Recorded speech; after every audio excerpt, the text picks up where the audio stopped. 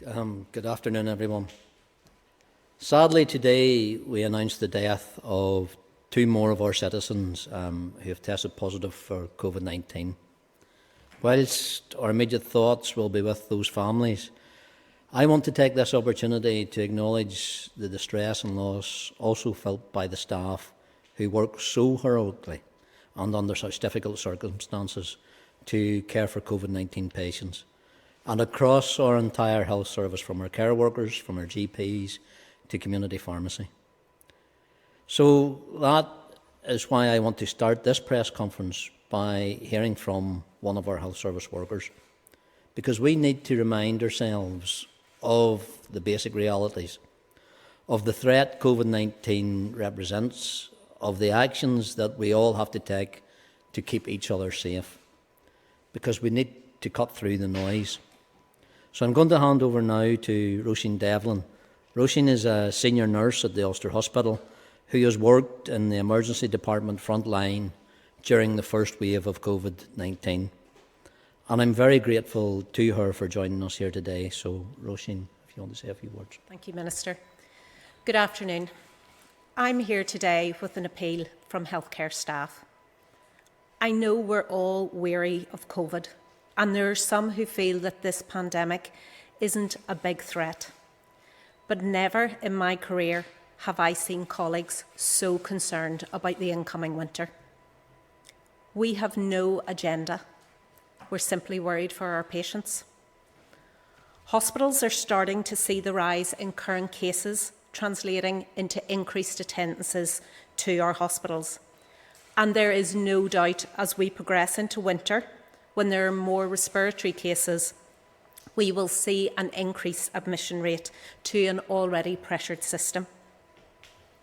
This has certainly been a challenging time for healthcare staff who have done their best to comfort ill patients while wearing full PPE and reassured worried relatives who may not be able to gather together to hold the hand of their dying loved one.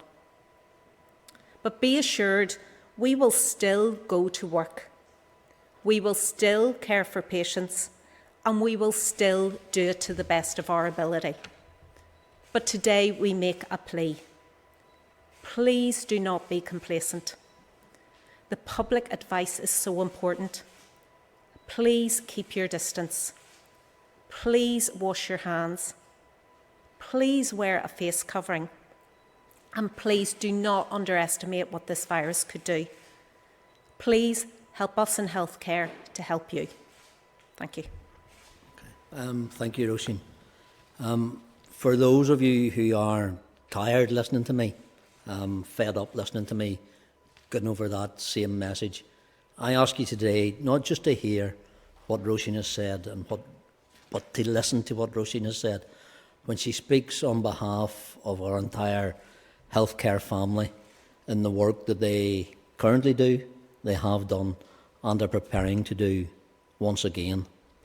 So thank you, Roisin, for that important message. But let me also thank you and all our health and social care workers and your families for everything you have done for us and continue to do for us in Northern Ireland. We owe it to you all to keep following that public health advice, to keep doing all that we can to stop the spread of the virus. I know there's a lot of focus at present on the deplorable actions of some young people in the Holy Land area of Belfast last night. But I do not think for 1 minute that they are representative of all students or of young people in general. The Holy Land situation does, however, demand urgent and coordinated action by the authorities. That includes the police, the city councils and the university. The Executive has announced it is establishing a new ministerial-led group on enforcement of COVID-19 regulations, and the Executive Office has agreed to lead on this work. And in light of the scenes being witnessed in the Holy Land, the first meeting of that working group, in relation specifically to what we have seen, will take place later this afternoon. It will include representatives from the Executive Office, represented by the Junior Ministers, the PSNI, representatives from local government, Chief Medical Officer, Chief Scientific Advisor, and representatives from the Departments of Justice, Communities and the Executive Office. It is important that we now move to take swift action because the scenes from last night demand it. It is vital that action on the ground is coordinated and effective. The message must go out loud and clear that dangerous antisocial behaviour will not be tolerated. The localised restrictions announced by the Executive on Thursday of last week are now underpinned by regulation. This has been a time-consuming and painstaking undertaking, and I want to thank the officials who have completed it. Our Chief Scientific Advisor, Professor Roisin Young, will speak shortly about the data that informs these restrictions. They have been introduced to reduce contacts between people in household settings. These localised restrictions prevent household contacts and strictly limit gatherings in private gardens. That is not complicated. We are also asking everyone living in these areas to be extremely careful in all aspects of their life. That's about using common sense, cutting down the risk wherever possible. There should be no complacency in other parts of Northern Ireland. Rates of infection can increase rapidly and with catastrophic consequences. Restrictions can and will be extended to other postcodes if that is required. I also want to make clear that I will not hesitate to recommend tighter restrictions if they are needed. We are on a knife edge because the new regulations are a genuine attempt to strike the right balance, because other ways could have been found to reduce contacts between people, and they would have had their challenges too. I've heard criticism from the usual suspects about what we are doing. The restrictions have been described as anti-business and pro-business. They've been called too strict and too lax.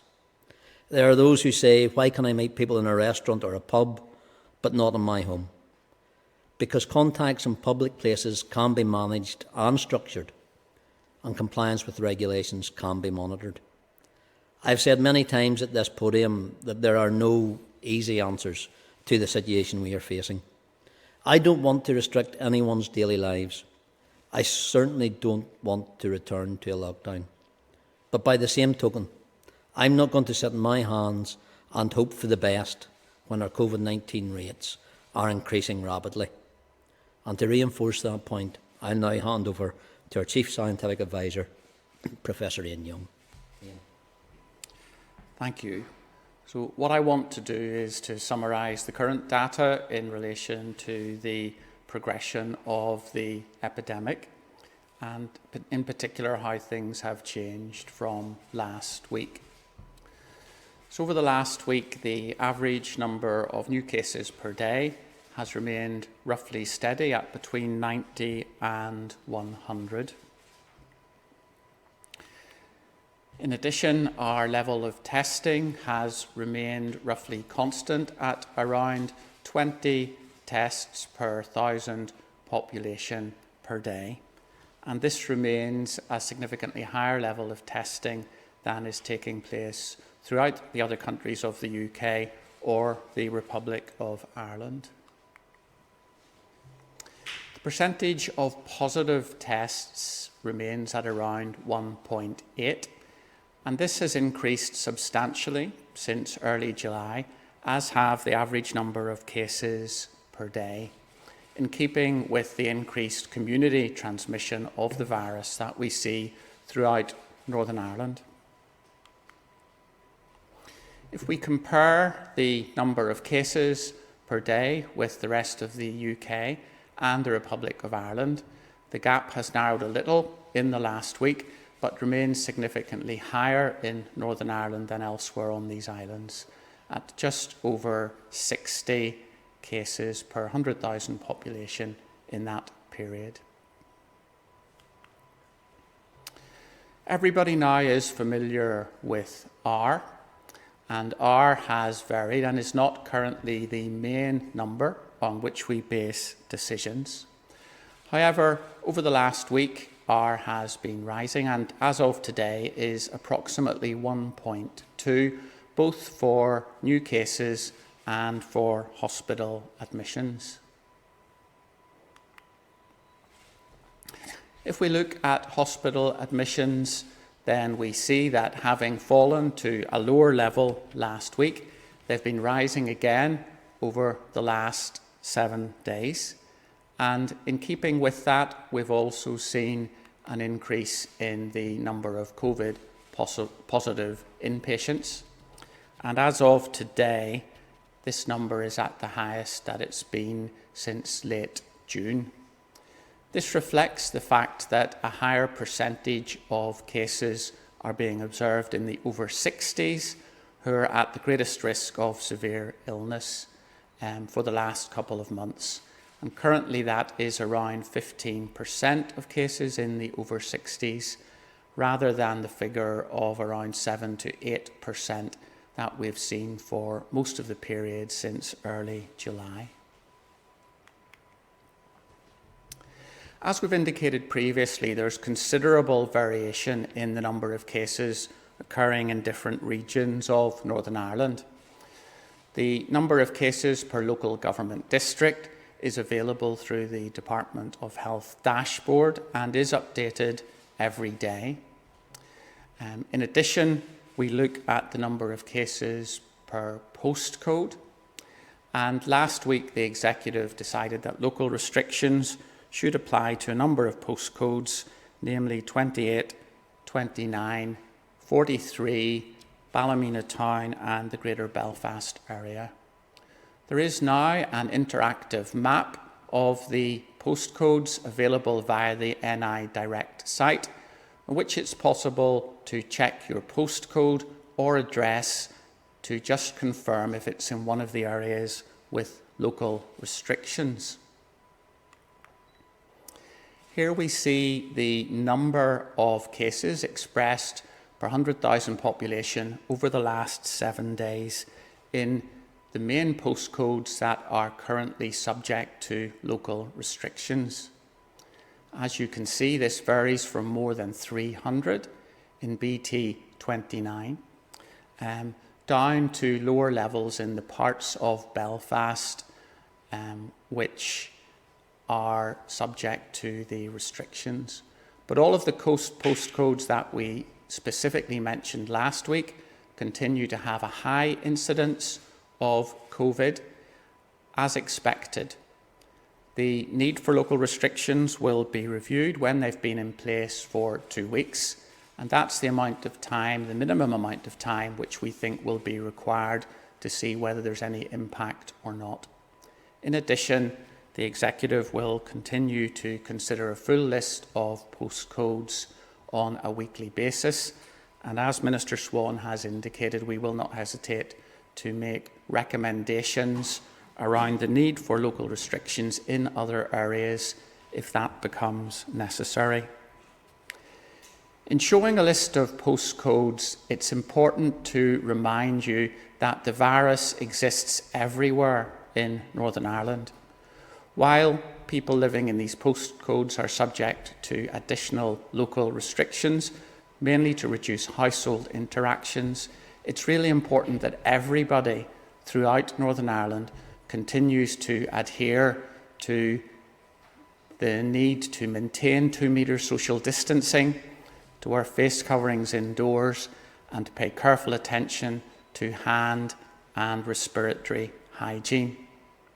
In addition, for everyone in Northern Ireland, if you have symptoms, you must self-isolate with the member of your household until you can get a test and a test result is available.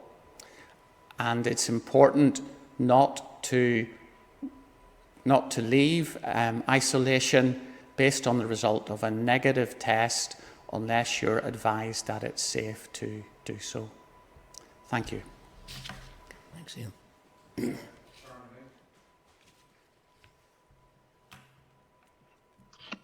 Just signed from me today, Minister. Quick question. When you first, you're a parent yourself, when you first saw those scenes in the Holy Land, can you describe what was going through your mind? Thanks, Sharon. As you say, I'm a parent myself. I'm a parent of a 7-year-old and a 9-year-old, and I would expect better of them. Some of the scenes, some of the commentary of those who were on social media last night disappoints me. But I want to be clear that I don't think they're representative for the entirety of our student population in Northern Ireland. I think our Students' Union and universities would also be clear on that. I don't think they represent young people across Northern Ireland. Young people who have made sacrifices themselves. So I don't want young people to be basically the scapegoat for the increase of COVID-19 in Northern Ireland. But the scenes that we're seeing last night were deplorable, and that's why I welcome the establishment and the meeting of the executive subgroup tonight as to how we actually interact and bring those scenes to a swift and sharp end. Thank you, Minister. If you don't mind, I'm going to ask Roisin a quick question, if that's okay. No problem. Go ahead, Sean. Roisin, thank you. Roisin, you talked about a very difficult few months ahead. I mean, our frontline workers like yourself just waiting for it to happen? Is it almost an inevitable feeling that it's on its way, it's just a matter of when? Absolutely, Sharon. That is the feeling of everybody right across the system. We're standing waiting on it happening, and we will be probably the happiest group of people if it's able to be controlled and it doesn't happen. But certainly we're all expecting a very difficult, challenging winter ahead of us.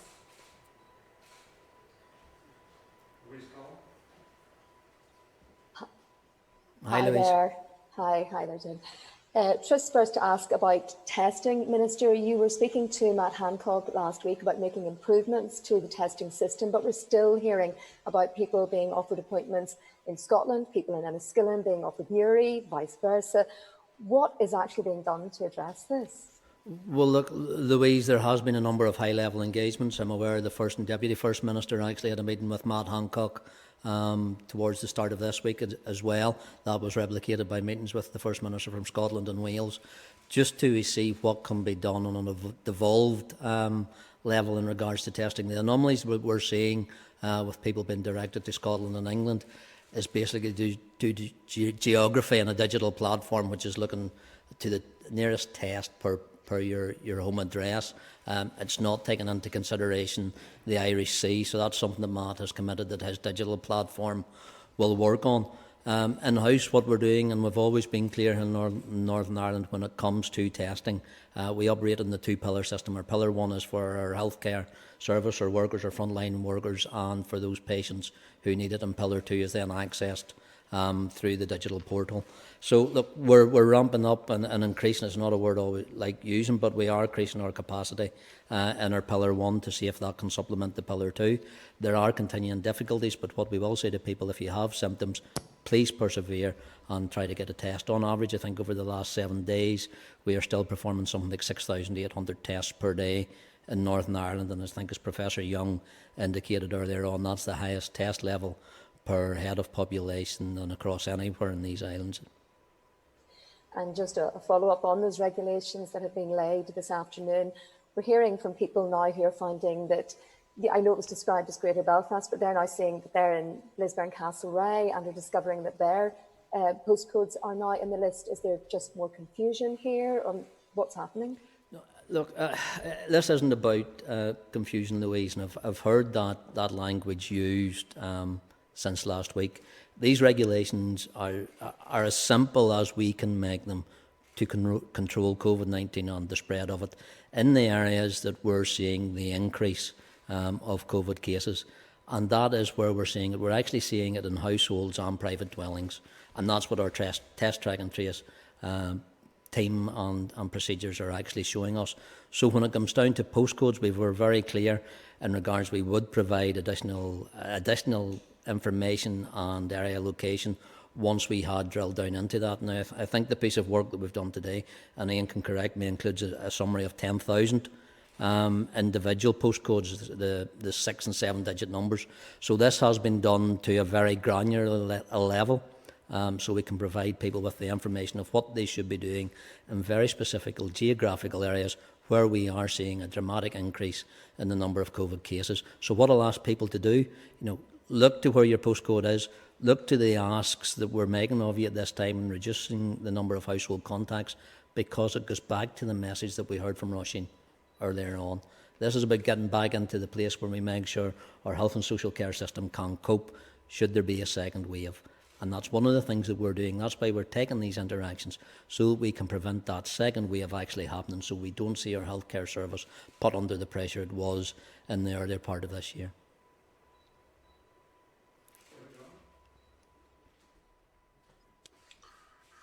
Afternoon, Minister. David Young from PA Media here. We've seen examples in recent days across the water of some significant fines being levied against people who have broken regulations, specifically in regard to house parties.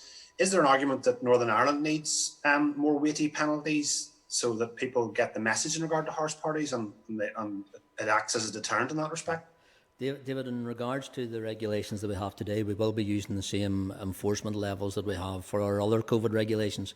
So the first penalty will be a £60 fixed penalty notice, which will double on every subsequent breach of COVID-19 regulations, up to a maximum of £960. And should the individual end up in court because of breach of these regulations, the maximum fine that we have in regulation at this minute in time is a fine of £5,000. So if you're a student in the Holy Lands at this minute in time and you can afford up to £960 for a simple house party and standing in the front of somebody else's garden, I would ask that as a caution and a deterrent as well for that behaviour. Maybe just a secondary point, and this might be more for Professor Young, but in terms of the localised restrictions, are there any other areas beyond Ballymena, Belfast and the various postcodes that are causing particular concern at the moment, that that the other restrictions may be needed in other places in Northern Ireland? So we continue to keep all parts of Northern Ireland under close review, and a full list of postcodes will be available and will be discussed by the Executive when they meet on Thursday. I think we need everybody to be aware that the best chance of preventing local restrictions in your area is to adhere to the basic mitigations, but certainly I can't exclude the possibility that the Executive might consider that there are other areas where local restrictions are required.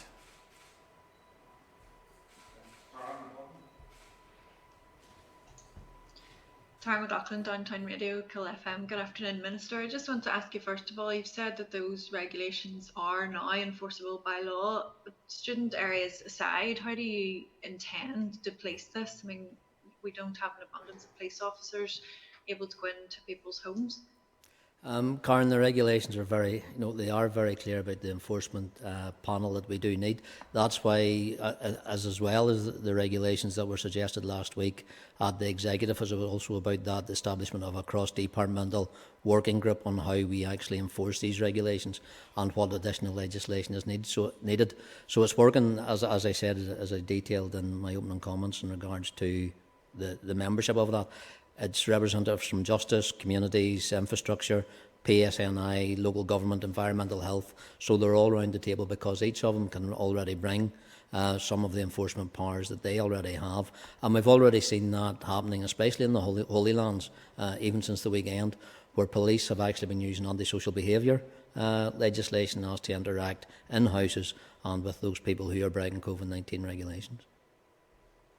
And Roisin, a question for yourself, if you don't mind. You are on the front line. We're seeing cases and cases going up and up. We're now seeing more hospital admissions. Do you feel that we're now in a second wave personally, or what's your interpretation of the way things are at the moment? I think, Tara, we're certainly heading that way. I think it's, as I said earlier, it's not a time to be complacent. We can see the numbers start to go up. Traditionally, we see around October, November time is when our respiratory conditions start to come in, and our concern is those people that would be vulnerable through respiratory conditions, our elderly population, our frail population. If we don't get a hold on the numbers going up at this time, then we'll absolutely at that stage start to see the second wave, because those people obviously will be compromised, and then the possibility of COVID on top of them could result in a lot of very unwell people attending hospital.